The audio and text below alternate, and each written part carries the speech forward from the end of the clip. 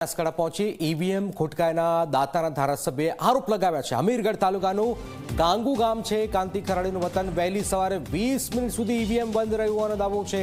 Technical કે વહીવટી કારણોસર ઈવીએમ બંધ રહ્યાનો આરોપ ધારાસભ્યએ લગાવ્યો છે। સીધો આરોપ લગાવ્યો છે, આક્રોશ વ્યક્ત કર્યો છે કે પોતાના વતનની અંદર આ ઈવીએમ ખોટવાયું છે।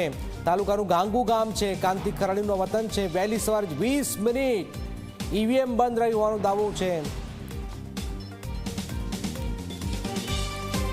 महाराज પોતાના ઈવીએમ મશીનની અંદર સવારમાં જ વહેલી તકે 20 મિનિટ જેટલું ઈવીએમ મશીન વહીવટી તંત્ર અથવા તો ટેકનિકલ ખામીના લીધે 20 મિનિટ મશીન ચાલુ લેટ કરવામાં આવી।